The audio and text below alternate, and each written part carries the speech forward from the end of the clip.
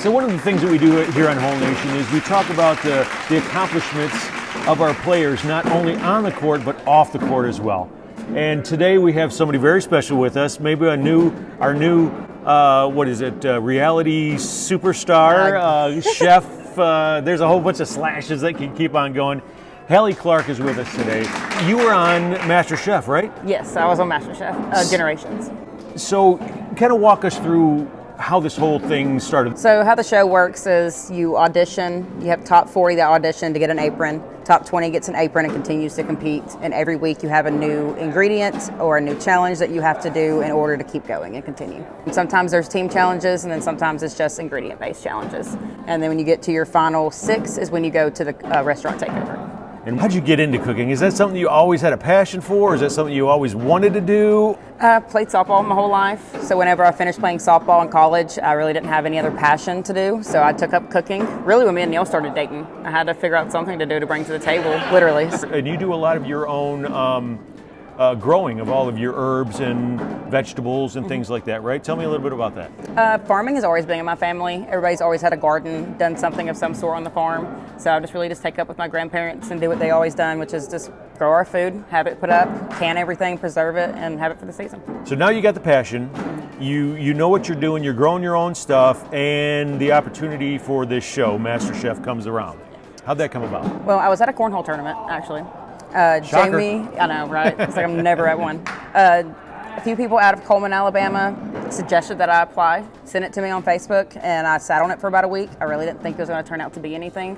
So I applied. I didn't tell anybody until about 3 months later. The phone calls never stopped, the interviews never stopped. So I came home and I was like, Neil, we might be going to California. And it's like, what did you do? So you got in, and then what? What happened after that? So you get invited to LA, and 77 people come. Out of the 77, you audition for about a week, and then you get to your 40. Once you get to your top 40, then you actually go on to your live audition on TV to compete for your top 20. What was the hardest thing that they asked you to cook?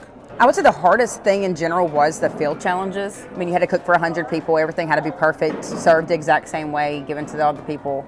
So getting that out and cooking 100 dishes, especially the one at the soccer stadium, the LA soccer stadium, it was steaks. We had to cook 100 steaks, and they all had to be the same temperature, cooked out, and it was insanely hard. So that was the toughest one. What was the easy? What was the one that you liked cooking the best? Gen Z ended up with the millennial box, and it was salmon, zucchini, squash, like really healthy stuff, clean stuff. So that one was my favorite. I ended up getting top dish of my generation on that one. So you got to meet Gordon Ramsey. How's Gordon Ramsey? Oh, Gordon's a sweetheart. On camera, obviously, whenever he has to be Gordon Ramsay and we mess up or something goes bad, for example, that field challenge with the steaks, it went horrible. Oh yeah, he scared me when he impressed me when he kicked the steak. He punted a steak probably 40 yards, first try, perfectly. You got to be part of this big show. I mean, it's a huge show, right? It's shown all over the world probably. What is next for you with cooking? We have the Cornhole Cookbook coming out. Yes. Partnered up with them and put in a few recipes, added a good snippet in the beginning of kind of my journey with cooking. I really want to learn more. I want to get better at what I do when it comes to cooking. Try it again. I want to give it another shot. I really want to win.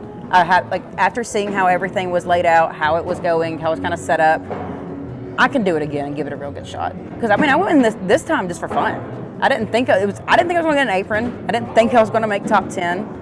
And it just kept happening. So I think if I really buckle down and try and learn new things and go at it, I could win this time. So cooking, obviously, big part of your life, wasn't always, but is now, something you're going to continue to do. And cornhole, I mean, you're growing in the cornhole world, right? So I mean, and you always have been, but now it's really based upon your ability. How's that going? But right now, I think I'm sitting in top 40 in singles. Doubles, we're in top 5. Co-ed, I think we're still sitting at 1. Women's top 5 as well. And you have a sponsor, right? You're sponsored by a bag manufacturer, right? Gusto Cornhole helps us with everything, has the best bags, in my opinion, in the business. So What are you making? Because as soon as we're done, you got to cook for me now. I'm starving. Okay, just give me my box. Let me know what my ingredients are. Oh, I you got get to the put ingredient. You got to put it together, and then I do. It's a new thing called the surprise box. You actually put it together. I have to go get stuff from the concession stand? Yeah, Oh, yeah. man, okay. No, not at the concession stand. No.